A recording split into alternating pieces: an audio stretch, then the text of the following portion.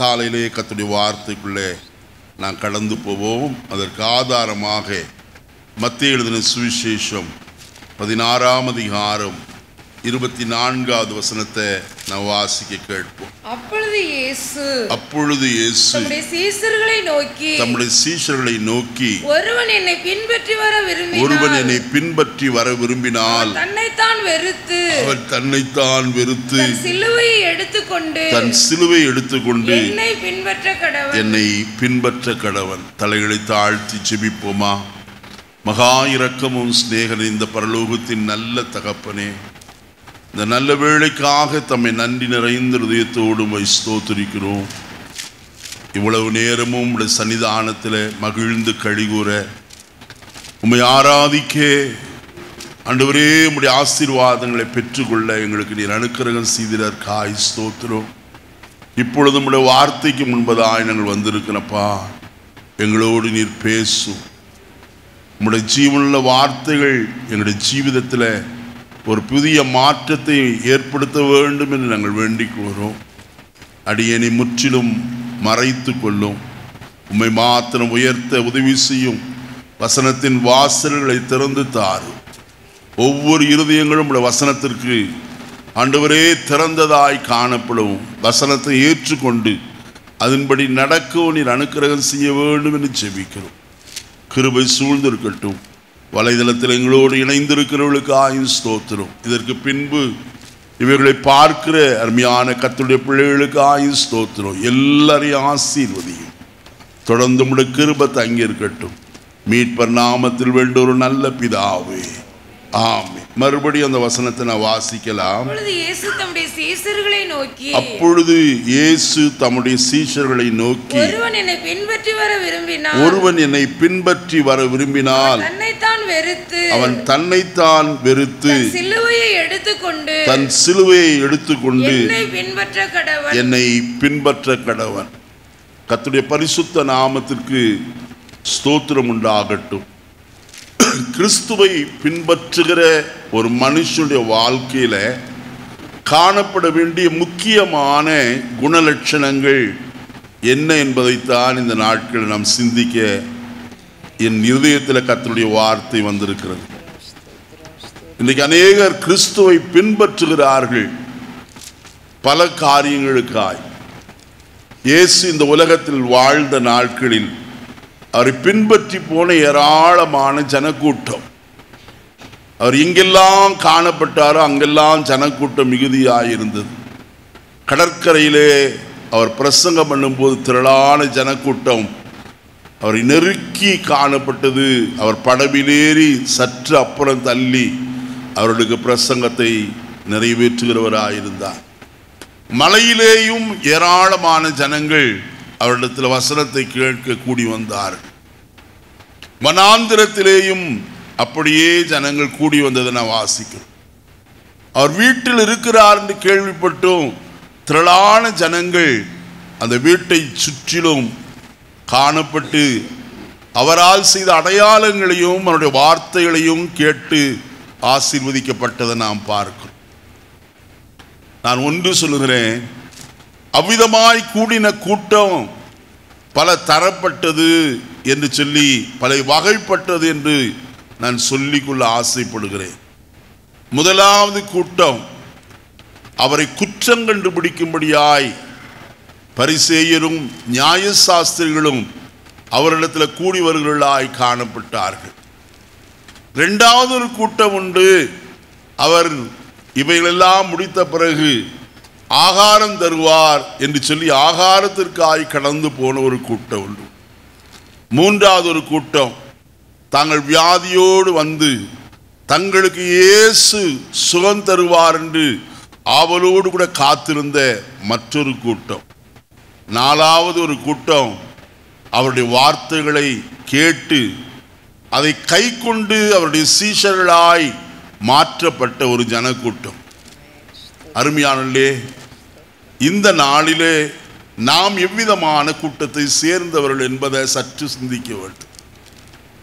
ஆண்டவராய் இயேசு கிறிஸ்து ஞானஸ்நானம் பெற்று பரிசுத்த ஆவியினாலே அவர் நிரப்பப்பட்ட பின்பு அவர் முதலாவது தம்முடைய ஊழியத்தை ஆரம்பித்தார். மனம் திரும்புங்கள், பரலோக ராஜ்யம் சமீபித்திருக்கிறது என்று பிரசங்கம் பண்ண தொடங்கினார். மத்தேயு எழுதின சுவிசேஷம் 4ஆம் அதிகாரத்தில் நாம் அதை வாசிக்கிறோம். அப்பொழுது படவிலே இருந்து இறங்கி தங்கள் வலைகளை அலசி கொண்டிருந்த பேதுருவையும் அந்திரேயாவும் பார்த்து, என் பின்னே வாருங்கள் என்று சொன்னார். அவர்கள் தங்கள் படவுகளையும் வலைகளையும் விட்டு அவர்கள் என்ன செய்தார்கள்? பின்பற்றுகிறவர்களாய் காணப்பட்டார். அதற்கு அப்புறம் கடந்து போன போது செபதேயுவின் குமாரராகிய யோவானும் யாக்கோவும் தங்கள் தகப்பனோடு சேர்ந்து அவர்கள் வலைகளை பழுது பார்த்து கொண்டிருந்தார். அவர்களையும் அவர் கூப்பிட்டார். அவர்களும் அவரை பின்பற்றி கடந்து போகிறவர்களாய் காணப்பட்டார். இயேசுவை பின்பற்றுதல் மிக மிக அவசியமான ஒரு காரியம். ஏன் பின்பற்ற வேண்டும்? யோவான் எழுதின சுவிசேஷம் 12ஆம் அதிகாரம் 26வது வசனத்தில், ஒருவன் எனக்கு ஊழியம் செய்கிறவன் ஆனால் என்னை பின்பற்ற கடவன் என்று எழுதப்பட்டிருக்கு. கர்த்தருக்கு ஊழியம் செய்தல், ஊழியம் என்று சொல்லும்போது ஆராதிப்பது, கர்த்தருடைய வார்த்தைகளை கேட்டு அதன்படி செய்வது, இதெல்லாம் ஊழியமாய் காணப்படுகிறது. நல்ல கவனிங்க. லூக்கா எழுதின சுவிசேஷம் 8ஆம் அதிகாரத்தில் வாசிக்கும் போது முதல் சில வசனங்களில் இவ்விதமாய் சொல்லப்பட்டிருக்கிறத பார்க்கலாம். பட்டணங்கள் தோறும் பிரயாணம் பண்ணி தேவனுடைய ராஜ்யத்துக்குரிய நற்செய்தியை கூறி பிரசங்கம் பண்ணினார். பன்னிருவரும் அவருடனே கூட இருந்தார்கள். அவர் பொல்லாத ஆவிகளையும் வியாதிகளை நீக்கி குணமாக்கின சில ஸ்திரீகளும் 7 பிசாசுகள் நீங்கின மகதலேனால் எண்ணப்பட்ட மரியாளும் யோவன்னாலும் சூசன்னாலும் தங்கள் ஆஸ்திகளால் அவருக்கு ஊழியம் செய்து கொண்டு வந்த மற்ற அநேக ஸ்திரீகளும் பாருங்க. கர்த்தருடைய வசனத்தில் என்ன வாசிக்கிறோம்? தங்கள் ஆஸ்திகளால் அவருக்கு என்ன செய்தவர்கள்? ஊழியம் செய்தவர்கள். ஊழியம் என்றால் நாம் நினைக்கிறது போல முழு வேதாகமத்தையும் தூக்கி பிடித்து ஏதோ ஒரு மைக் செட் கிடைத்தால் அதில் பிரசங்கம் பண்ணுகிறது மட்டுமல்ல. மறைவான ஊழியத்தை செய்வதும் ஊழியம்தான். ஒரு ஊழியத்திற்கு பின்புலமே சபையாருடைய ஜெபம் மிக முக்கியமான ஒரு காரியம். ஊழியத்தினுடைய வளர்ச்சி ஜெபத்திலே தான் காணப்படுகிறது. நாம் எவ்வளவாய் ஜெபிக்கிறோமோ அவ்வளவாய் சபை என்ன செய்யப்படும்? ஆசீர்வதிக்கப்படும். அது ஒரு பெரிய ஊழியம், மறைமுகமான ஒரு ஊழியமாய் காணப்படுகிறது. நேற்று தினத்திலே ஒரு அருமையான தாயாருடைய சாட்சியை கேட்டேன். ஏறக்குறைய 90 வயதுடைய ஒரு அருமையான தாயார். கேரளாவில் வேங்கூர் என்று சொல்லப்பட்ட இடத்துல அவர்கள் காணப்படுகிறார்கள். கர்த்தருக்குள்ளே கடந்த நாட்களில் நித்திரடைந்தார்கள். அவருடைய பிள்ளைகள் எல்லாரும் ஊழியர்களாய் இந்தியாவில் மட்டுமல்ல பல தேசங்களில் வல்லமையாய் பயன்படுத்தப்படுகிறார்கள். அவர்கள் எல்லாரும் சொன்ன ஒரே ஒரு சாட்சி, நாங்கள் ஊழியத்திற்கு போவதற்கு முன்பு எங்களுடைய தாயாரிடத்தில் வந்து இன்னிடத்திற்கு ஊழியத்திற்கு போகிறோம், எங்களை ஜெபத்தில் தாங்குங்கள் என்று சொல்லிவிட்டு போவோம்.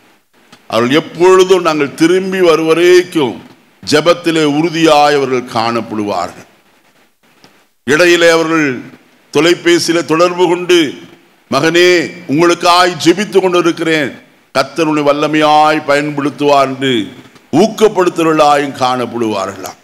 யோசித்து பாருங்கள், ஒரு ஊழியத்தினுடைய ஆசீர்வாதம் எதிலே அடங்கி இருக்கிறது? ஜெபத்திலே காணப்படுகிறது. நம் சபைக்காய் எவ்வளவாய் ஜெபிக்கிறோம்? ஒவ்வொரு நாளும் நம்முடைய குடும்பத்திற்கு ஜெபிக்கிறோம். சபைக்காய் நாம் ஜெபிக்கிறோமா? சபையுடைய வளர்ச்சிக்காய் ஜெபிக்கிறோமா? சபையுடைய ஆத்துமாக்களுடைய பெருக்கத்திற்காய் ஜெபிக்கிறோமா? சபையிலே கூடி வருகிற ஜனத்தினுடைய ஆசீர்வாதம் அவருடைய சரீரத்திலேயும் அவருடைய கையின் பிரயாசங்களிலேயும் அவருடைய தொழில் காரியங்களிலேயும் அவருடைய வியாபாரங்களிலே அவருடைய மற்ற எல்லா காரியத்திலும் கர்த்தருடைய பிள்ளைகள் வாழ்ந்து சுயித்திருக்க வேண்டும் என்று ஜெபிக்கிறோமா? அருமையானே, நம்முடைய பிள்ளைகளுக்காக நாம் ஜெபிக்கிறோமா? ஒவ்வொரு காரியமும் ஜெபத்திலே தான் காணப்படுகிறது. நம்முடைய ஜெபம் பெரிய காரியங்களை செய்யும். ஜெபம் அல்லாதபடிக்கு நம்முடைய சாமர்த்தியத்திலே, நம்முடைய திறமைகளிலே நாம் ஒன்றையும் சாதிக்க முடியாது. ஏன்? கர்த்தருடைய வசனம் சொல்கிறது, என்னை அல்லாமல் உங்களாலே ஒன்று செய்ய கூடாது என்று சொன்னாரே. பலத்தினாலும் அல்ல, பராக்கிரமத்தினாலும் அல்ல, கர்த்தருடைய ஆவியினாலே ஆகும் என்று எழுதப்பட்டிருக்கிறது. ஆவியானவர் கிரியை செய்ய வேண்டும். இந்த காலையிலே நான் ஒன்று சொல்கிறேன், ஊழியம் ஆஸ்திகளாலும் செய்யப்பட்டது, ஜெபத்தினாலும் செய்யப்பட்டது. அருமையானவர்களே, நம்முடைய வாழ்க்கையில நாம் ஒன்றை நன்றாய் அறிய வேண்டும். கர்த்தருக்கு ஊழியம் செய்வது என்பது முதலாவது பின்பற்றுவதிலே காணப்படுகிறது. கர்த்தரை பின்பற்றுகிறது. யோவான் எழுதின சுவிசேஷம் 8ஆம் அதிகாரம் 12வது வசனத்தை நான் வாசிக்கிற வேளையிலே வசனம் இப்படி சொல்லுகிறது, ஜனங்களை நோக்கி நான் உலகத்திற்கு வெளிச்சமாயிருக்கிறேன், ஒளியாயிருக்கிறேன். என்னை பின்பற்றுகிறவன் இருளிலே நடவாமல் ஜீவ ஒளியை என்ன செய்திருப்பான்? அடைந்திருப்பான். அப்ப ஊழியம் செய்கிறவன், அங்க கர்த்தருடைய வசனத்தில் சொல்லப்பட்ட வார்த்தையின்படி, நான் உலகத்திற்கு எப்படி இருக்கிறேன்? ஒளியாயிருக்க. என்னை பின்பற்றுகிறவன் இருளிலே என்ன செய்ய மாட்டான்? நடக்க மாட்டான். அவன் வெளிச்சத்தை என்ன செய்வான்? அடைந்திருப்பான் என்று எழுதப்பட்டிருக்கு. அப்ப நாம் கிறிஸ்துவாகிய வெளிச்சத்திலே தொடர்ந்து பின்பற்றி போக கடமைப்பட்டவர்களாயிருக்கிறோம். அப்போஸ்தலனாகிய பேதுருவும் அதை குறித்து சொல்லும் போது 1 பேதுரு 2ஆம் அதிகாரம் 21வது வசனத்தில், இதற்கென்றே நீங்கள் அழைக்கப்பட்டும் இருக்கிறீர்கள், ஏனெனில் கிறிஸ்துவும் உங்களுக்காக பாடுபட்டு நீங்கள் தம்முடைய அடிச்சுவடுகளை தொடர்ந்து வரும்படி. ஒரு ஊழியனுடைய வேலை அல்லது ஒரு விசுவாசியுடைய வேலை என்ன? கிறிஸ்துவின் அடிச்சுவடுகளை என்ன செய்வது? பின்பற்றுவது. அருமையானே, இங்கே இயேசு சொல்லும் போது சீஷர்களை பார்த்து அவர் இவ்விதமாய் சொன்னார், ஒருவன் என்னை பின்பற்றி வர விரும்பினால் அவன் முதலாவது செய்ய வேண்டிய காரியம் தன்னைத்தான் வெறுத்து, சுய வெறுப்பு.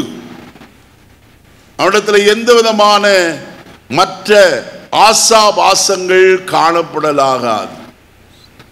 அருமையானவர்களே, கர்த்தரை பின்பற்றுகிற ஒரு மனுஷன் கர்த்தர் எவ்விதமாய் காணப்பட்டாரோ அவ்விதமாகவே அவனுடைய வாழ்க்கையும் மாற வேண்டியது அவசியம். உலகத்தினுடைய இச்சைகளிலோ இன்பங்களிலோ அல்லது உலகத்தினுடைய ஆசைகளை பற்றி கொண்டிருப்பது அல்ல. உலகமும் அதன் வேஷமும் என்ன செய்யும்? கடந்து போகும் என்று எழுதப்பட்டிருக்கிறது. உலகத்தின் இச்சை அழிந்து போகும், மாம்ச சிந்தை மரணம் என்று எழுதப்பட்டிருக்கிறது. ஆகையினால ஒன்று, நாம் முதலாவது சுய வெறுப்பு. அந்த வெறுப்பு எல்லா காரியத்திலும் காணப்பட வேண்டும். பாவத்தின் இச்சைகளை, பாவத்தின் இன்பங்களை வெறுக்கிறவர்களாய் நாம் காணப்பட வேண்டும். தானியேலை குறித்து வசனத்தில் வாசிக்கிறோம். தானியேலும் அவருடைய நண்பர்களும் பாபிலோன் தேசத்தில் சிறைப்படுத்தி கொண்டு போகப்பட்டார். அதிலே நேபுகாத்நேச்சார் சிலரை ராஜ அரண்மனையிலே பணிவிடை செய்வதற்காக தெரிந்து கொண்டார். அவர்களுக்கு கல்தேயருடைய பாஷையை கற்றுக் கொடுக்க அவன் தீர்மானித்தார். மாத்திரமல்ல, ராஜா தான் உண்ணும் போஜனத்தினாலே அவர்களுக்கு போஜனம் கொடுக்க அவன் விரும்பினான். ஆனால் ஒன்று கர்த்தருடைய வசனம் சொல்லுகிறது, தானியேல் அந்த ஆகாரத்தினாலே என்ன செய்யாதபடிக்கு, தன்னை தீட்டுப்படுத்தாதபடிக்கு என்று எழுதப்பட்டிருக்கிறது. ஒரு மனுஷன் கர்த்தருக்கு என்று ஊழியம் செய்வானால் உலகத்தினாலே தீட்டுப்படுத்தப்படக்கூடாது. உலகத்தினுடைய காரியத்தினாலே, உலக இன்பத்தினாலே, உலகத்தினுடைய அசுத்தங்களினாலே தன்னை கரைப்படுத்தாதபடிக்கு காத்து கொள்ள வேண்டியது அவசியம். முதலாவது சுய வெறுப்பு. அருமையானே, ஆண்டவராகிய இயேசு கிறிஸ்துவிடத்தில் ஒரு தலைவன் ஒருவன் வந்தான்.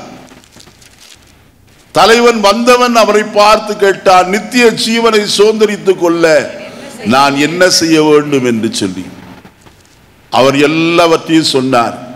கற்பனைகளை என்ன செய், கைக்கொள். அவனோ சொன்னால் நான் என் சிறு வயது முதற்கொண்டு எல்லாவற்றையும் கை கொண்டு வருகிறேன் என்று சொன்னார். இயேசு அவனை பார்த்து விதமாய் சொன்னார். மார்க் எழுதின சுவிசேஷத்தில் வாசிக்கும் போது அந்த வார்த்தை மிகவும் அழகாய் காணப்படுகிறத நாம் பார்க்க முடியும். மார்க் எழுதின சுவிசேஷம் 10ஆம் அதிகாரம் 21வது வசனத்தை பாருங்கள்.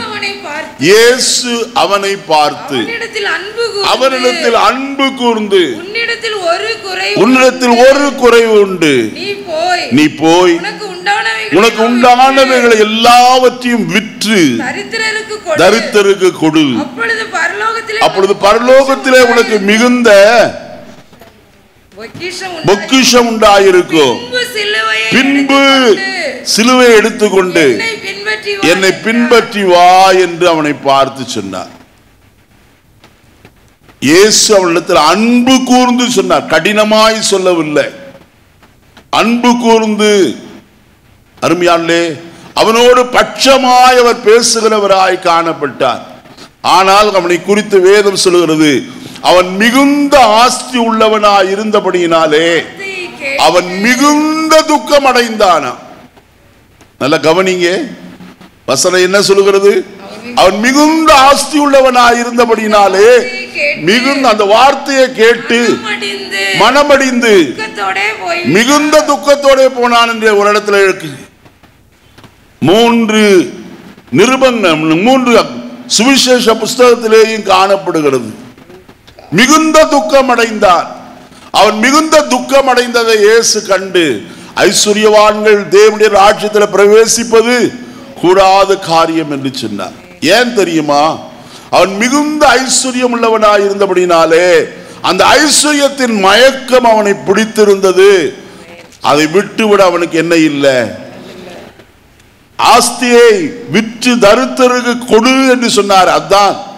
ஆனால் செய்யக்கூட அவனுக்கு என்ன இல்லை, மனது அற்றவனாய் காணப்படுகிறான். ஆனால் அதே சமயத்தில் லூக்கா எழுதின சுவிசேஷம் 19ஆம் அதிகாரத்தில் நான் வாசிக்க முடியும் ஒரு அருமையான மனுஷனை குறித்து. குள்ளனாகிய மனுஷன், இயேசுவை பார்க்க ஆசை கொண்டவனாய் காணப்பட்டவன். எவர் எப்படிப்பட்டவரோ என்று பார்க்க அவன் ஓடி வந்தான். ஜனக்கூட்டத்தின் நிமித்தம் மரத்தில் ஏறி உட்கார்ந்து அவரை பார்க்க நினைத்தான்.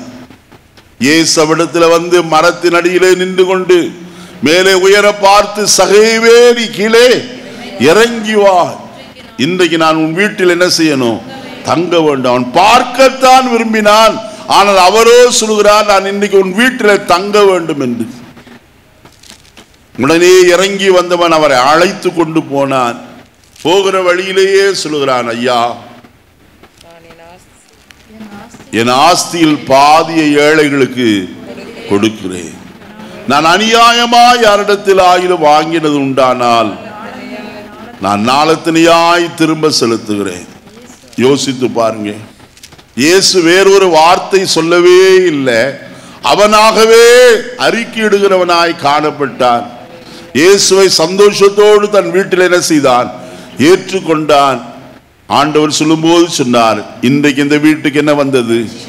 அவனுடைய வாழ்க்கையில் ஒரு சுய வெறுப்பு, அநியாயமாய் சம்பாதித்த எல்லாவற்றையும் திரும்ப கொடுக்க அவன் தீர்மானித்த ஒரு தீர்மானம், வெறுப்பு. இன்னைக்கு நம்முடைய வாழ்க்கையில நாம் வெறுக்க வேண்டிய காரியங்கள் அநேகம் உண்டு. நம்மை நாமே வெறுக்க வேண்டியதாயிருக்கும். நவசனத்தில் வாசிப்போமானால் நீதிமொழிகளின் புஸ்தகம் 23ஆம் அதிகாரம் 1 வசனத்தில் மிகவும் பயங்கரமான ஒரு காரியம் அங்கே சொல்லப்பட்டிருக்கிறது. நீ ஒரு அதிபதியோட போஜனம் பண்ண உட்கார்ந்தால் உனக்கு முன்பாக இருக்கிறதை நன்றாய் கவனித்து பார்.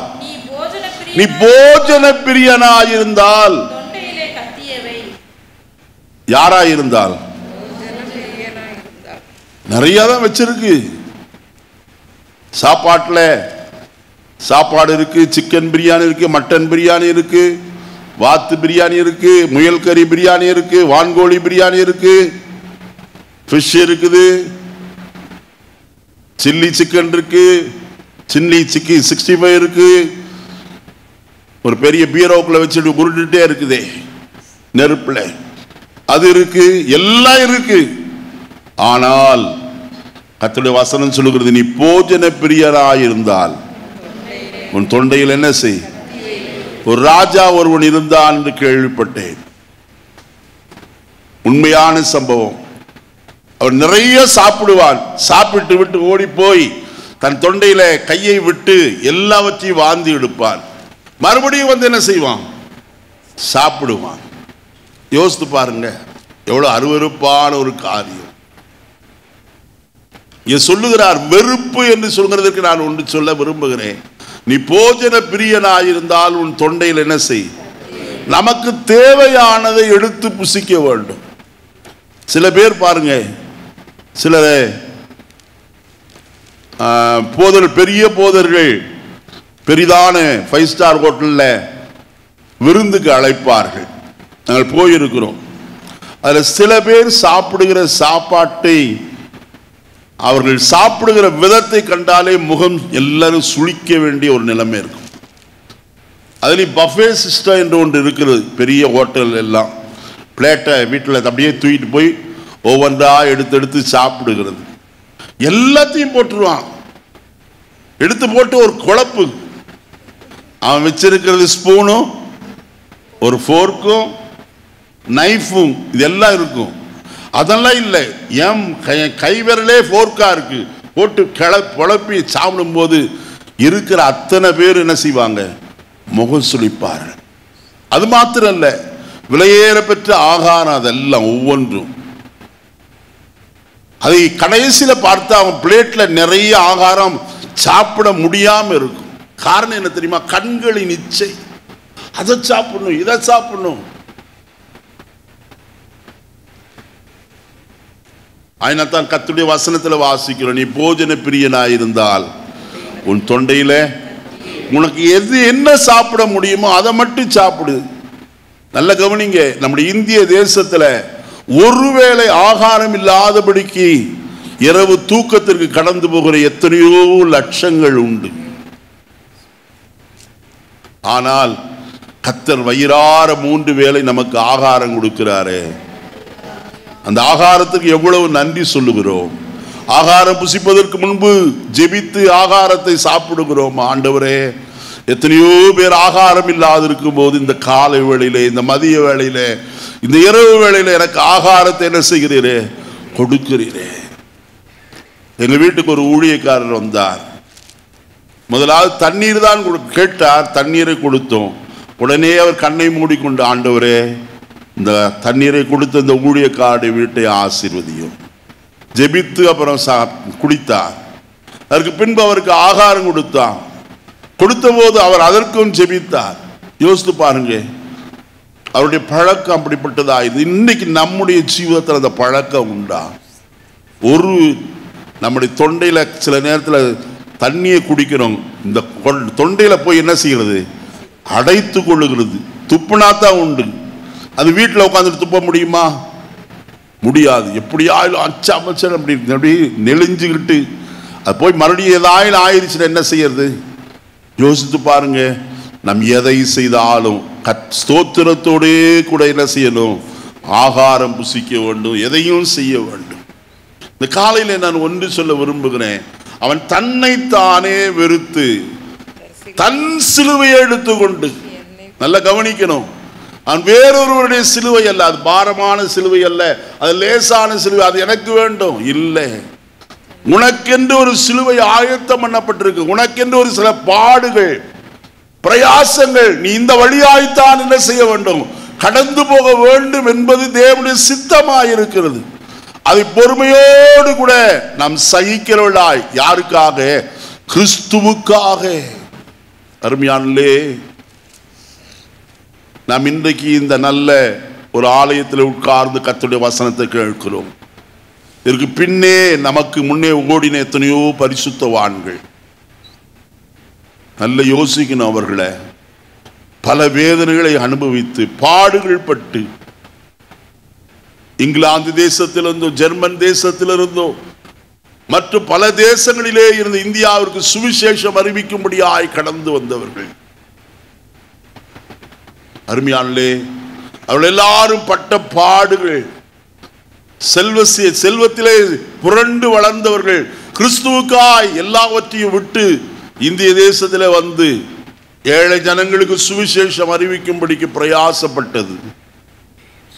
சிவகாசியில ராக்லன் என்று சொல்லப்பட்ட ஒரு தேவ மனுஷன் தன் தொப்பியிலே கூலை வாங்கி கிராமங்களிலே குடித்து சுவிசேஷத்தை அறிவித்தார். எத்தனை பேர் உண்டு? எமி கார்மைக்கேல் அம்மையார் என்று சொல்லப்படுகிற ஒரு அருமையான தாயார் ஒரு விபத்தில் அகப்பட்டு படுத்த படுக்கையில் எத்தனையோ வருஷங்கள் காணப்பட்டார். ஆனால் அவர்கள் செய்த காரியம் என்ன தெரியுமா? ஏராளமான புஸ்தகங்களை எழுதினார், ஆலயங்களை கட்டினார், பள்ளிக்கூடங்களை கட்டினார், கிறிஸ்துவுக்கு என்று தன்னுடைய ஊழியத்தை நிறைவேற்றி முடித்தார். அவருடைய ஒன்றிலேயும் அவர்கள் முறுமுறுக்கவில்லை. நம்முடைய வாழ்க்கையில பாடுகள் வரும்போது நாம் எவ்வளவாய் முறுமுறுக்கிறோம். நம்முடைய சிலுவை, கர்த்தர் எனக்கு வைத்த ஒரு சிலுவை இதுதான். சிலுவை என்பது ஒரு அவமானம் தான். நமக்கு வருகிற அவமானங்களை பொறுமையோடு சகிக்கிறோமா? வசனத்தில் என்ன வாசிக்கும் போது அவர் அவமானத்தை என்ன செய்யாமல் எண்ணாமல் என்று எழுதப்பட்டிருக்கிறது. எபிரேயருக்கு நிருபம் 12ஆம் அதிகாரத்தில் நான் வாசிக்கும் போது வசனம் அங்கே விதமாய் சொல்லப்பட்டிருக்கிறது. எபிரேயர் 12ஆம் அதிகாரம் வாசிப்போமா கர்த்தருடைய வசனத்தை? 2வது வசனம். அவர் தமக்கு முன் வைத்திருந்த சந்தோஷத்தின் பொருட்டு அவமானத்தை எண்ணாமல் சிலுவையை அவர் என்ன செய்தார்? அவர் சிலுவையை சகிக்க காரணம் என்ன? அவர் தமக்கு முன் வைத்திருந்த ஒரு சந்தோஷம். அருமையான கர்த்தருடைய பிள்ளைகளே, தமக்கு முன் வைத்திருந்த சந்தோஷத்தின் பொருட்டு அவர் எதை எண்ணவில்லை? அவமானத்தை எண்ணாமல் சிலுவை அவர் சகிக்கிறவராய் காணப்பட்டார். எத்தனையோ பேருக்கு நன்மை செய்த, தொட்டு சுகமாக்கின அவருடைய கரத்தில் ஆணிகள் அடித்தார்கள். கிராமங்களுக்கு கடந்து போய் சுவிசேஷத்தை அறிவித்தார். அவருடைய கால்களிலே ஆணிகள் அடித்தார்கள். முகத்தில் இருக்க தாடி மயிரை பிடித்து இழுத்தார்கள். காரி உமிழ்கிறவர்களாய் காணப்பட்டார்கள். வெறுமனே உமல துப்பவில்லை, காரி உமிழ்ந்தார்கள். கர்த்தருடைய வசனத்தில் என்ன வாசிக்க முடியும்? என்னாகமத்தின் புஸ்தகம் 12ஆம் அதிகாரத்தில் மோசே ஒரு வார்த்தையை இவ்விதமாய் சொல்லுவார். அவனுடைய தகப்பன் அவன் மேல் காரி உமிழ்ந்தது உண்டானால், வசனத்தை சொல்லிருங்க, வசனத்தை சொல்லிருங்கம்மா. 12:14 வாசிங்க. மோசேயை நோக்கி அவள் தகப்பன் அவள் முகத்திலே காரி துப்பினது உண்டானால் அவள் 7 நாள் என்ன செய்யணும்? யோசித்து பாருங்க. ஒரு காரி உமிழ்ந்ததற்கு, மூஞ்சில துப்பினதற்கு 7 நாள் அவள் என்ன செய்யணும்? வெட்கத்தோடு கூட காணப்படும். இயேசுவின் முகத்தில் அப்படி துப்பினார்கள். அந்த அவமானத்தை அவர் பொறுமையோடு சகிக்க காரணம் என்ன தெரியுமா? நீங்களும் நானும் ரட்சிக்கப்பட வேண்டும் என்பதற்காகத்தான். அத்தனை பாடுகளை அவர் சகிக்கிறவராய் காணப்பட்டார். சிலுவை ஒரு அவமான சின்னமாய் எண்ணப்பட்டது. மரத்திலே தூக்கப்பட்ட எவனும் சபிக்கப்பட்டவன் என்று எழுதியிருக்கிறபடி கிறிஸ்து நமக்காக என்ன செய்தார்? சாபமானார். சாபத்தை எல்லாம் சிலுவையில சகிக்கிறவராய் காணப்பட்டார். இன்னைக்கு நாம் அவருக்காய் சிலுவை சுமக்க ஆயத்தமா? பாடு அனுபவிக்க ஆயத்தமா? அவரோட பாடுபட்டால் ஆளுகையும் செய்வோம் என்று கர்த்தருடைய வேதம் சொல்லுகிறது. ஒரு சிறு பாடு வந்தவுடனே கர்த்தரை மறுதலிக்கிற எத்தனை கூட்டங்கள் நாம் இன்றைக்கு பார்க்கிறோம். எனக்கு ஆண்டவர் வேண்டாம் என்று அவரை விட்டு விட்டு தூரமாய் விலகி ஓடுகிற ஜனக்கூட்டம். அருமையானே, இயேசு சொல்லும் போது இவ்விதமாய் சொன்னாரே. யோவான் எழுதின சுவிசேஷம் 6ஆம் அதிகாரத்தில் வாசிக்கும் போது கடைசி பகுதிகளிலே விதமாய் எழுதப்பட்டிருக்கிறது. 60வது வசனம் முதற்கொண்டு வாசிக்கும் போது அது முதற்கொண்டு அநேகர் என்ன செய்தார்களா? இவளை கேட்டபோது இது கடினமான உபதேசம், யார் இதை கேட்பார்கள் என்றார்கள்.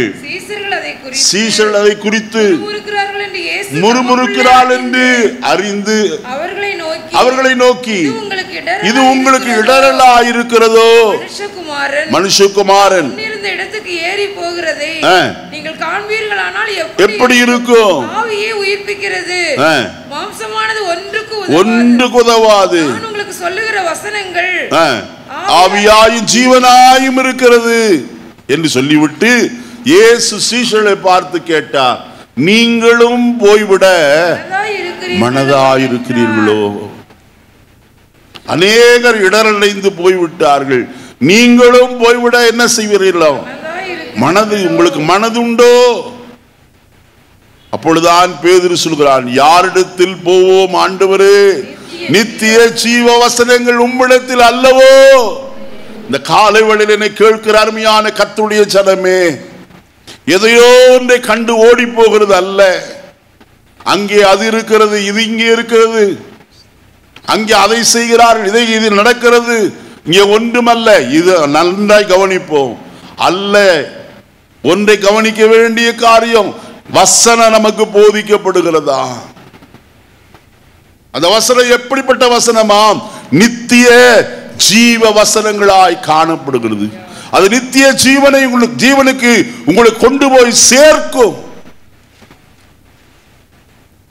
அந்த வசனத்தை நாம் கை கொண்டு நடக்க வேண்டியது நம்மேல் விழுந்த கடமை. சிலுவையை சகித்து அதற்கு பின்புதான் கர்த்தருடைய வசனம் சொல்லுகிறது, அவரை என்ன செய்ய கடவன்? பின்பற்ற கடவன்.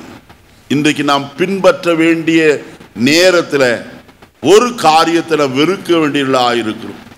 நான் வெறுக்க வேண்டிய காரியம் என்னதென்று சில காரியங்களை இந்த காலை வேளையில் உங்களோடு நான் சொல்ல விரும்புகிறேன். நேரம் எனக்கு அனுமதிக்குமானால் சில காரியங்களை சொல்வேன், இல்லாவிட்டால் தொடர்ச்சியாய் உங்களோடு கூட சில வாரங்கள் பேச நான் விரும்புகிறேன். வாசிப்போம். சங்கீதங்களின் புஸ்தகம் 97 சங்கீதம் 10வது வசனத்தை வாசிக்கலாம். கர்த்தரில் அன்பு கூறுகிறவர்களே, தீமையை வெறுத்து விடுங்கள். அவர் தம்முடைய பரிசுத்தவான்களின் ஆத்துமாக்களை காப்பாற்றி துன்மார்க்கரின் கைக்கு அவர்களை தப்புவிக்கிறார் என்று கர்த்தருடைய வேதம் சொல்லுகிறது. நன்றாய் கவனிப்போ கர்த்தருடைய வசனத்தை. கர்த்தரில் அன்பு கூறுகிறவர்களே, எதை வெறுத்து விடுங்கள்? தீமையை வெறுத்து விடுங்கள். எல்லாரையும் பார்த்து சொல்லவில்லை கர்த்தருடைய வார்த்தை. யாரை பார்த்துதான் சொல்லுகிறது? கர்த்தரிடத்தில் அன்பு கூறுகிறவர்களை பார்த்துத்தான். இன்னைக்கு நம்மில எத்தனை பேர் கர்த்தரிடத்தில் அன்பு கூறுகிறோம்? கர்த்தரை உண்மையாய் நேசிக்கிறவர்கள் எத்தனை பேர்? இன்னைக்கு மனுஷரிடத்தில் அன்பு கூர்ந்து ஏமாந்து போனவர்கள் ஏராளம் உண்டு. மனுஷனை நேசித்து மனுஷனிடத்தில் அன்பு கூர்ந்து கண்மூடித்தனமாய் அந்த அன்பு இச்சையாய் மாறி இன்றைக்கு பலவிதமான சோதனைக்கு உட்படுத்துகிற காரியங்கள். ஆனால் கர்த்தருடைய வசனம் சொல்லுகிறது, கர்த்தரில் அன்பு கூறுகிறவர்களே என்று எழுதப்பட்டிருக்கிறது. கர்த்தரை மாத்திரம் நேசிக்கிற ஒரு நேசம் நமக்கு தேவை.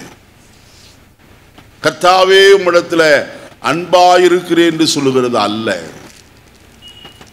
கர்த்தரில் அன்பு கூறுகிற ஒரு மனுஷன் அவரை பின்பற்றுகிறவனாய் காணப்படுவான். அருமையானே, கர்த்தரிடத்தில் அன்பு கூர்ந்த ஒரு மனுஷனை குறித்து வேதத்தில் என்ன வாசிக்கிறோம்? அவன் யோவான் என்று நாம் பார்க்கலாம். அவன் இயேசுவிடத்தில் எப்படி இருந்தானாம்? அன்பாயிருந்தான். அதனுடைய அன்புக்கு அவன் செய்த காரியம், அவருடைய மார்பிலே என்ன செய்திருந்தவன்? சாய்ந்திருந்தவன். அதனுடைய அர்த்தம் என்ன? அவருடைய இருதய விருப்பம் எதுவோ அதை செய்ய ஆயத்தமாய் காணப்பட்டவன்.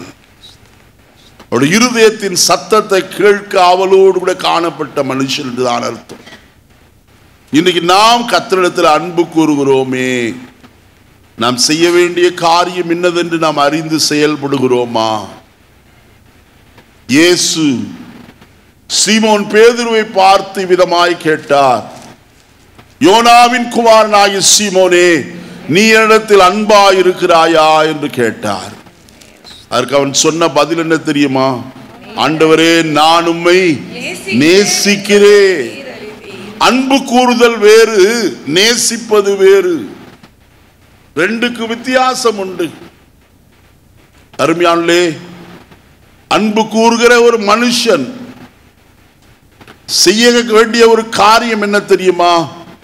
லூக்கா எழுதின சுவிசேஷம் 7ஆம் அதிகாரத்திலே நான் வாசிக்கும் போது 37வது வசனத்திலிருந்து ஒரு அருமையான ஸ்திரீயை குறித்து வசனத்தில் வாசிக்கிறோம்.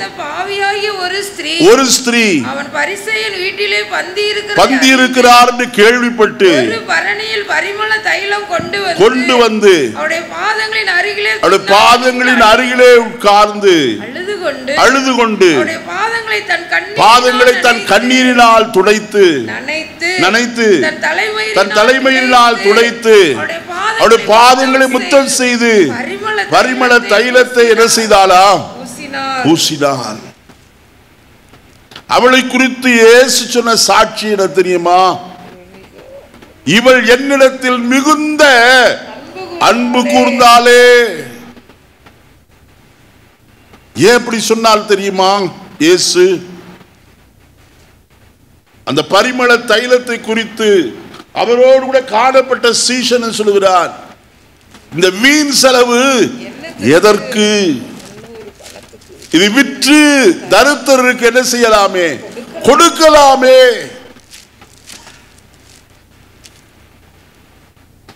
ஆனால் இயேசு அவளை பார்த்து சொன்னார், இவள் என்னிடத்தில் என்ன செய்தாலே? மிகவும் அன்பு கூர்ந்தாளே. ஏன் தெரியுமா?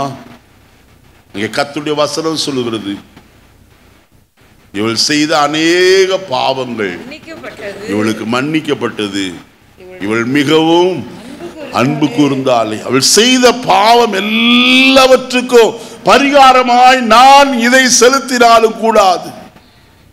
தன்னையே தாழ்த்தின எந்த ஸ்திரீயும் தன் தலைமயிரினாலே பாதங்களை துடைக்க அனுமதிக்க மாட்டாள். அவளுடைய தலைமயிர் அவ்வளவு விசேஷம். ஆனால் அவளோ கண்ணீரினாலே அவருடைய பாதங்களை முற்றிலும் நனைத்தாள். தன் தலைமயிரினாலே அதை துடைத்தாள். அடுத்து அவள் செய்த காரியம், அவருடைய பாதங்களை ஓயாமல் முத்தம் செய்து கொண்டே இருந்தாள். பாவம் மன்னிக்கப்பட்டவளாய் கடந்து போனாள். அவருடைய அன்பு கூறுதல் எவ்வளவு சிரேஷ்டமானது.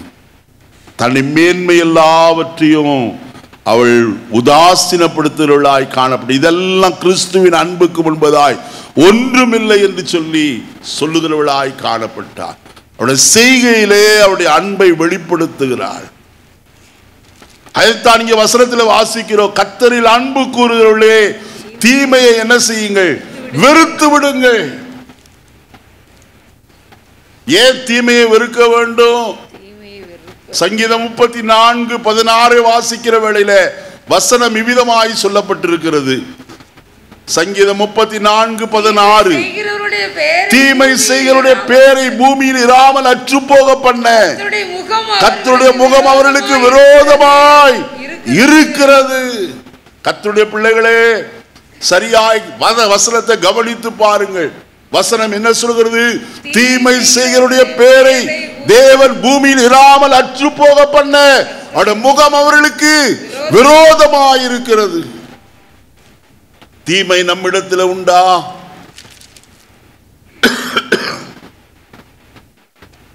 நாம் கர்த்தருடைய பிள்ளைகள் அல்லவா? நம்முடைய வாழ்க்கையில் ஒரு நாளும் தீமை செய்ய கூடாது என்பதை படித்துக் கொள்ள வேண்டும். தீமை செய்வதற்கு ஏதுவான காரியம் நம்முடைய இருதயத்தில் எழும்பக்கூடாது. ஒரு தீங்கும் மற்றவர்களுக்கு தீமையான ஒரு காரியமும் செய்யாதபடிக்கு நம்முடைய இருதயம் சுத்தமுள்ளதாய் காக்கப்பட வேண்டும். வேத வசனம் சொல்லுகிறதை சற்று கவனித்து பாருங்கள். ஆமோஸின் புஸ்தகம் 5ஆம் அதிகாரம் 14வது வசனத்தை வாசிப்போம். ஆமோஸ் 5:14 நீங்கள் பிழைக்கும்படிக்கு தீமையை அல்ல நன்மையை தேடுங்கள், அப்பொழுது நீங்கள் சொல்லுகிறபடியே சேனைகளின் தேவனாய கர்த்தர் உங்களோடு கூட இருப்பார். நீங்கள் என்ன செய்ய வேண்டும்? பிழைக்கும்படிக்கு தீமையை அல்ல நன்மையே தேடுங்கள். ஏன் தீமையை வெறுத்து நன்மையை தேட வேண்டும்? அப்பொழுதுதான் கர்த்தர் உங்களோடு கூட இருப்பார். ஒருவருக்கு தீங்கு செய்கிற ஒரு எண்ணம் நம்முடைய இருதயத்தில் வேண்டாம். சின்ன தீங்கு கூட மனதில கூட நினைக்காத ஒரு அனுபவம் நமக்கு தேவை. அப்பதான் கர்த்தர் கூட இருப்பார். இல்லாவிட்டால் கர்த்தர் என்ன செய்வார்? போய்விடுவாரே. மாத்திரமல்ல, சங்கீதத்தில் வாசித்தோம், தீமை செய்களுடைய பேரை பூமியில் இராமல் என்ன செய்வார்? அற்று போக பண்ணுவாரே. நாம் செய்ய வேண்டிய காரியம் என்ன? ஏசாயா தீர்க்கதரிசியின் புஸ்தகம் 2ஆம் அதிகாரத்திற்கு வருவோம். கர்த்தருடைய வசனத்தில் என்ன வாசிக்கிற வேளையில 1ஆம் அதிகாரம் 17வது வசனத்தை பாருங்கள். 16வது வசனத்தையும் வாசிங்கம்மா. உங்களை கழுவி சுத்திகரியுங்கள், உங்கள் கிரியைகளில் பொல்லாப்பை என் கண்களுக்கு மறைவாக அகற்றிவிட்டு தீமை செய்தலை விட்டு என்ன செய்யுங்க? அப்படின்னா அவங்களுடைய காரியம் என்ன? தீமை செய்வதே அவருடைய வேலை. வேற வேலையே நன்மை செய்யவே மாட்டார்கள். எப்போதும் தீமை செய்வதே அவருடைய வேலை. ஆயினாத்தான் வசனத்தில் வாசிக்கிறோம், தீமை செய்வதை விட்டு என்ன செய்யுங்க? ஓய்ந்து விடுங்க. அடுத்தது 17வது வசனம், நன்மை செய்ய படியுங்கள், நியாயத்தை தேடுங்கள், ஒடுக்கப்பட்டவனை ஆதரித்து திக்கற்ற பிள்ளையின் நியாயத்தை விதவையும் வழக்கையும் தீமை செய்கிறத விட்டு விடுவோம். வேத வசனம் தெளிவாய் சொல்லுகிறது. நீதிமொழிகளின் புஸ்தகம் 8ஆம் அதிகாரம் 13வது வசனத்திற்கு வருவோம். நீதிமொழிகள் 8:13. தீமையை வெறுப்பதே கர்த்தருக்கு பயப்படும் பயம். எது கர்த்தருக்கு பயப்படுகிற பயம்? நல்ல கவனிங்க. முதலாவது செய்கையில காணப்பட வேண்டும். நான் காணிக்க அவ்வளவு கொடுத்தேன், தசமபாகம் இவ்வளவு கொடுத்தேன், இதல்ல காரியம். கர்த்தர் நம்முடைய இருதயத்தை பார்க்கிறார். 2 துட்டு போட்ட 2 காசு போட்ட அந்த ஏழை விதவையினுடைய இருதயத்தை தான் கர்த்தர் பார்த்தார். அருமையானே, இங்கே கர்த்தருடைய வசனம் சொல்லுகிறது, தீமையை வெறுப்பதே கர்த்தருக்கு பயப்படும் பயம். தீமையை வெறுக்கிறோமா? நம்மிடத்தில் வேறு ஏதாவது தீமையான காரியங்கள் உண்டா? தாவீது கர்த்தரை பார்த்து இவ்விதமாய் சொல்லுகிறார். சங்கீதம் 19 வாசிக்கும் போது, என் கண்மலையும் என் மீட்பருமாகிய கர்த்தாவே, என் வாயின் வார்த்தைகளும் என் இருதயத்தின் தியானமும் உமது சமூகத்தில் எப்படி இருப்பதாக? பிரீதியாயிருப்பதாக. அங்கே ஒரு வார்த்தை விதமாய் இருக்கிறது, என் வாயின் வார்த்தையும் என் இருதயத்தினுடைய தியானம். தீமை செய்வதே அவர்கள் முழு எண்ணமாய் இருக்கிறது என்று கர்த்தருடைய வேதம் சொல்லுகிறது. சிலருக்கு தீமை செய்ய வேண்டும் என்றே விரும்புகிறார்கள். நான் 2 உதாரணங்களை சொல்லி இந்த நாளில் என்னுடைய பிரசங்கத்தை முடிக்கும்படியாய் நான் விரும்புகிறேன். ஆதியாகமத்தின் புஸ்தகம் 31ஆம் அதிகாரம் 24வது வசனத்தை நான் வாசிக்கலாம். ஆதியாகமம் 31:24. அந்த ராத்திரியிலே தேவன் சீரிய தேசத்தானாகிய லாபானுக்கு சொப்பனத்தில் தோன்றி, நீ யாக்கோபோடே நன்மையை அன்றி தீமை ஒன்று பேசாதபடிக்கு எச்சரிக்கையாயிரு என்றார். யோசித்து பாருங்கள். வெகு தீமை செய்த மனுஷன். யாக்கோபு சொல்லும் போது சொல்கிறார், உன் தகப்பனாகிய லாபான் இதோடு கூட 10 முறை என் சம்பளத்தை என்ன செய்தான்? வஞ்சிக்கிறவனாய் காணப்பட்டார். முதல் வஞ்சனையே ராகேலை கேட்டான், லேயாளை கொடுத்தான். வஞ்சனை தீமை செய்வது ஆரம்பித்தது.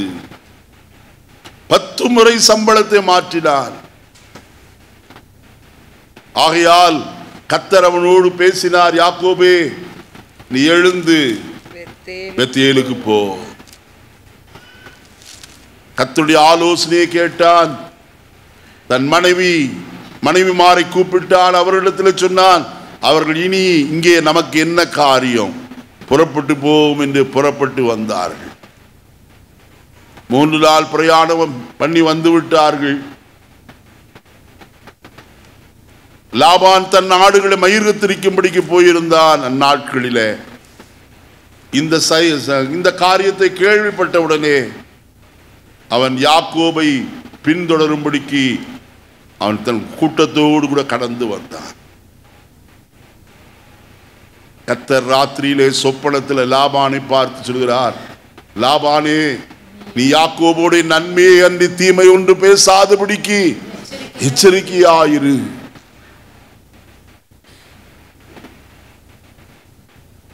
அவன் வந்து யாக்கோபோடு அதை சொல்லுகிறான். உனக்கு 29வது வசனம், உனக்கு பொல்லாப்பு செய்ய எனக்கு என்ன உண்டு, வல்லமை உண்டு.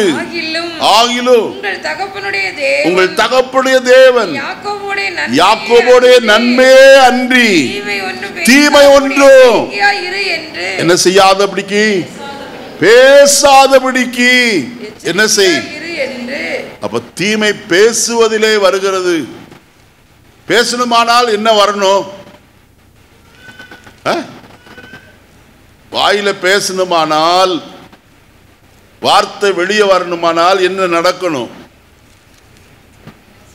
வசனம்தான், வேற ஒண்ணும் இல்லை. இருதயத்தின் நிறைவினால் வாய் பேசும். அப்ப இருதயத்துல என்ன இருக்கோ அதான் என்ன செய்யும்? நல்ல கவனிங்க. லாபானுடைய இருதயம் முழுவதும் பொல்லாப்பு தீமை செய்ய வேண்டும் என்றே நினைத்து வந்தான். எப்படி அவனை பிடித்து அடிச்சு எல்லாத்தையும் திருப்பி கொண்டு வந்து விட வேண்டும். தம் பிள்ளைகள் விதவையானாலும் பரவாயில்லை, லாபான் யாக்கோபை க்ளோஸ் பண்ணிடணும், அதுதான் அவனுடைய காரியம்.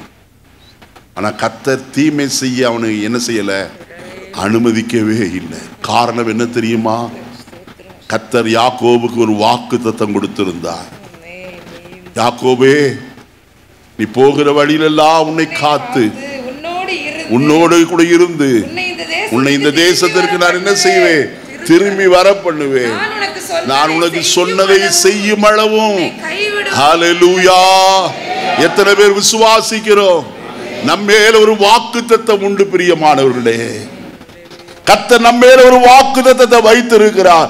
அந்த வாக்குத்தத்தம் நிறைவேறாதபடிக்கு ஒரு பொல்லாப்பு உனக்கு என்ன செய்யாது, நேரிடாது.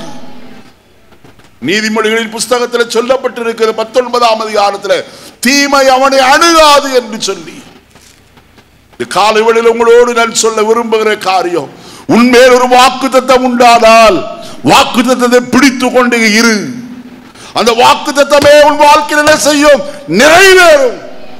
தேவன் பொல்லாங்குக்கு உன்னை விட்டு கொடுக்கிறவர் அல்ல, பொல்லாங்குடைய கையில் உன்னை ஒப்புவிக்கிறவர் அல்ல. பொல்லாங்கன் எப்பக்கத்தில் உன்னை நெருக்கினாலும் தேவனுடைய விடுவிக்க போதுமானவர். தானியேலுக்கு விரோதமாய் கையெழுத்து எழுதப்பட்டது. ஆனால் தீமை செய்ய கர்த்தரின் அவனை என்ன செய்யல, அனுமதிக்கவில்லையே. அருமையானவர்களே, ஒரு ஆகாஸ்வேரு ராஜாவுடைய அரண்மனையின் முற்றத்தில் உட்கார்ந்து கொண்டிருந்த அருமையான மொர்தெகாய்க்கு விரோதமாய் ஆமான் ஒரு பெரிய தூக்கு மரத்தை, 50 முழ உயரமான தூக்கு மரத்தை செய்துவிட்டு ராஜாவாகி ஆகாஸ்வேரு அதிகாலை வேளையில் இருட்டோட சந்திக்கும்படிக்கு வருகிறார். கர்த்தருடைய வசனம் சொல்கிறது, கர்த்தர் காரியத்தை மாறுதலாய் முடிய பண்ணினார் என்று சொல்லி. காரணம் என்ன தெரியுமா? ஆகாஸ்வேரு ஆராதிக்கிற கர்த்தர் ஜீவனுள்ளவராய் காணப்படுகிறார். ஆகானுடைய சதி திட்டங்கள் எல்லாம் வாய்க்காதபடிக்கு கர்த்தரை மாற்றுகிறவராய் இருக்கிறார். கர்த்தருடைய பிள்ளையே, தானியேலுக்கு விரோதமான கையெழுத்தை குலைத்து போட்ட கர்த்தர் ஆமான் செய்த தூக்கு மரத்தில் ஆமானையே தூக்கி போடும்படிக்கு கர்த்தர் கிரியை செய்கிறவராய் காணப்பட்டார்.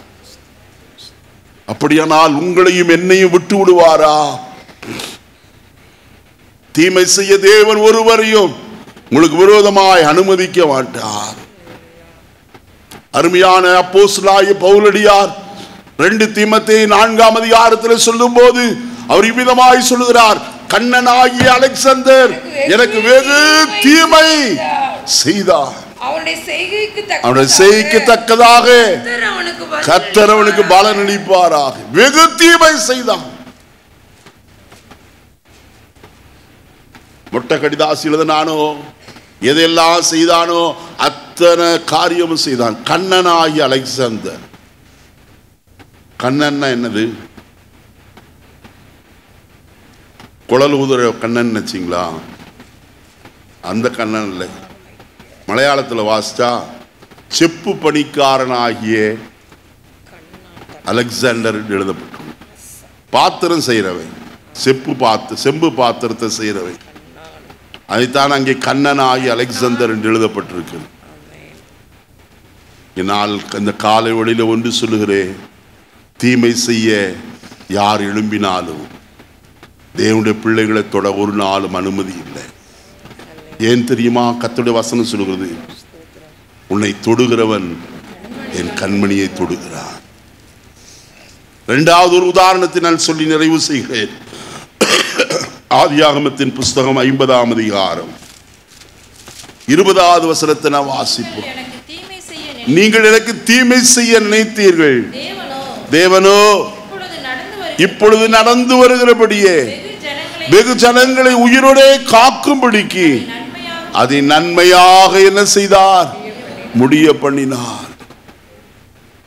யோசேப்புக்கு தன் சொந்த சகோதரர் செய்த தீமையான காரியம். அவர்கள் என்ன செய்தார்கள்? தூரத்திலேயே அவனை பார்த்தார்கள். இதோ சொப்பனக்காரன் என்ன செய்கிறான்? வருகிறான். நாம் அவனை இன்றைக்கு கொண்டு போட்டால் அவனுடைய சொப்பனம் எப்படி நிறைவேறும் என்று பார்ப்போம் என்று சொன்னார்கள். ஆனால் ரூபனோ அவனை பார்த்து சொன்ன, அவர்களை பார்த்து சொன்னான், அவனை கொலை செய்கிறதுனால நமக்கு லாபம் இல்லை, அவருடைய ரத்தப்படி நம்மேல் சுமருமே, அவனை இந்த குழியிலே போட்டு விடுவோம். ஏன் என்று சொன்னால் அவன் நினைத்த காரியம். கொஞ்ச நேரம் கழிச்சு இவங்களை எல்லாம் துரத்தி விட்டு மூத்த மகன் ஆயிருக்கிறபடினால எல்லாரையும் அப்புறம் கடந்து போக விட்டு அவனை எப்படி ஆயிலும் தூக்கி விட்டு வீட்டுக்கு அனுப்பிவிடலாம் என்று யோசித்தான். ஆனால் அதற்குள்ளே யூதா ஒரு ஆலோசனை சொன்னான். இவனுடைய ரத்தத்தினால நமக்கு என்ன லாபம்? இவனை தூக்கி விட்டு மீதியான தேசத்து வியாபாரிகள் எகிப்திற்கு போகிறார்களே, அவரிடத்தில் என்ன செய்வோம்? விற்று போடுவோம். கர்த்தர் யூதாவுக்கு ஒரு ஆலோசனை கொடுத்தார். ரூபனுடைய இருதயத்தில் ஒரு நல்ல ஆலோசனை பிறந்தது. மற்றவர்கள் எல்லாரும் தீமை செய்ய நினைத்தார்கள். கர்த்தர் காரியத்தை மாறுதலாய் முடிய பண்ணினார். ரூபன் வந்து பார்க்கிறான், வெறுங்குழி, அதில் சகோதரன் இல்லை. ஐயோ, என் சகோதரன் இல்லையே என்று கதறுகிறார். யோசித்து பார்ப்போம். இவர்கள் எல்லாம் தீமை செய்ய நினைத்தார்கள். இப்ப யோசேப்பு எகிப்து தேசம் முழுமையும் ஆளுகை செய்கிற 2வது அதிபதியாய் காணப்படுகிறார். தேசம் எங்கும் இருக்கிற எல்லாரும் தானியம் கொள்ளும்படிக்கு அவரிடத்தில் வந்திருக்கிறார். கானானிலே இருந்தோம், மற்ற தேசங்களிலே இருந்தோம், எகிப்திற்கு தானியம் கொள்ளும்படிக்கு வந்திருக்கிறார்கள். தானியம் எல்லாருக்கும் கொடுக்கப்பட்டது. வசனத்தில் வாசிக்கிறோம், யாக்கோபிடத்தில் சொல்லுகிறான், அருமையான யோசேப்பு, ஜீவரட்சணை செய்யும்படிக்கு தேவன் என்னை உங்களுக்கு முன்னே என்ன செய்திருக்கிறார்? அனுப்பினார் என்று சொல்லுகிறார். 45ஆம் அதிகாரத்தில் அது வாசிக்க முடியும். ஆதியாகமத்தில் 45ஆம் அதிகாரம் வலது பக்கத்தில் 9வது வசனம் 8வது வசனம் 2வது வசனம் வாசிங்க. என்னை இவ்விடத்தில் வரும்படி நீங்கள் விற்று போட்டதினால் நீங்கள் சஞ்சலப்பட வேண்டாம். அது உங்களுக்கு விசனமா இருக்க வேண்டாம். ஜீவரட்சணை செய்யும்படிக்கு தேவன் என்னை உங்களுக்கு முன்னே என்ன செய்தார்? அனுப்பினார். வசனத்துல சங்கீதக்காரனாகி தாவீது சொல்லும்போது சொல்கிறார், 105ஆம் சங்கீதத்துல, யோசேப்பு சிறையாக விற்கப்பட்டான். அவனுக்கு முன்னாலே ஒரு புருஷனை அனுப்பினார். யோசேப்பு சிறையாக என்ன செய்தான்? கர்த்தர் எல்லாவற்றையும் அறிந்திருக்கிறவர். பிரியமானவர்களே, நம்முடைய பார்வைக்கு கொஞ்சம் தான் தெரியும். இங்கிருந்து அந்த கடைசி வரைக்கும் நம்முடைய பார்வை தெரியும். ஆனால் கர்த்தருடைய பார்வை அது அனாதி வருஷங்களுக்குரியது.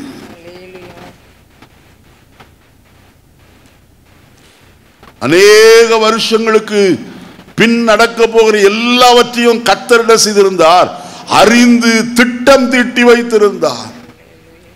17வது வயதிலே யோசேப்பு எகிப்திற்கு கொண்டு போகப்பட்டார். 30வது வயதிலே கர்த்தர் அவனை உயர்த்துகிறவராய் காணப்பட்டார்.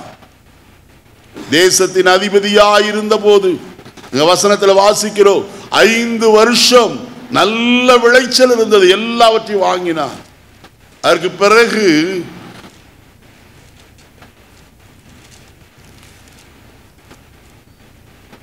பஞ்சமான வருஷங்கள் கடந்து வந்தது.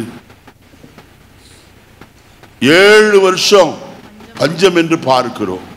7 வருஷம் எல்லாவற்றையும் சேர்த்து வைத்தார். 7 வருஷம் பஞ்சமான வருஷங்கள் வந்தது. அதுல 2 வருஷங்கள் கடந்து போன பிற்பாடுதான் கானானிலிருந்து வந்தார்கள். யோசித்து பாருங்க, எப்பொழுது சம்பவிக்க வேண்டிய காரியத்தை கர்த்தர் முன் தீர்மானித்து இவர்கள் எல்லாரையும் ரட்சிக்கும்படியாய் கர்த்தர் யோசேப்பை எகிப்திற்கு எப்படி அனுப்பினார்? தேவ திட்டமும் மேல் காணப்பட்டது. என்னை கேட்கிற அருமையான தேவ ஜனமே, உங்கள் மேல் ஒரு தேவ திட்டத்தை கர்த்தர் வைத்திருக்கிறார். மறந்துவிட வேண்டாம். உங்களை குறித்த ஒரு தேவன் எழுதி வைத்திருக்கிற தீர்மானம். ஒருவேளை இன்றைக்கு நீங்கள் படித்துக் கொண்டிருக்கும் போது இன்னது ஆக வேண்டும் என்று நீங்கள் யோசித்துக் கொண்டிருக்கலாம். ஆனால் உங்களை இன்ன நிலைமையில வைத்து அழகு பார்க்க வேண்டும் என்று கர்த்தர் ஏற்கனவே என்ன செய்திருக்கிறார்? தீர்மானித்திருக்கிறார். அந்த திட்டம் தான் நிறைவேறும். உங்களுடைய யோசனை அல்ல, உங்களுடைய விருப்பம் அல்ல. ஆகினத்தால் கர்த்தருடைய வசனத்தில் வாசிக்கிறோம், உன் வழிகள் என் வழிகளும் அல்ல, உன்னுடைய நினைவுகள் என் நினைவுகளும் அல்லவென்று கர்த்தர் சொல்கிறார். பூமியை பார்க்கிறோம், வானம் எவ்வளவு உயர்ந்திருக்கிறதோ அப்படியே உங்கள் வழிகளை பார்க்கிறோம் என் வழிகளும், உங்கள் நினைவுகளை பார்க்கிறோம் என் நினைவுகளும் உயர்ந்த நினைவு. பிரியமானவர்களே, கரங்களை உயர்த்தி ஒரு அல்லேலூயா சொல்லுவோமா? உங்களை குறித்த நினைவு கர்த்தருக்கு எப்படிப்பட்டது? உயர்ந்த நினைவுகள். அந்த நினைவை குறித்து எரேமியா தீர்க்கதரிசி சொல்லுகிறான். 15ஆம் அதிகாரம் 11வது வசனத்தை வாசிப்போம். எரேமியா 15:11. உன்னில் மீதியா இருப்பவர்கள் இல்லமா, இந்த வசனம் இல்லையே. எரேமியா தீர்க்கதரிசியின் புஸ்தகம் எடுத்தது சரிதான். 15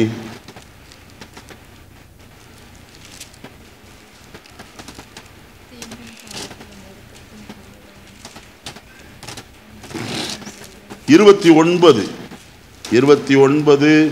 11 மன்னிக்கணும், 29:11.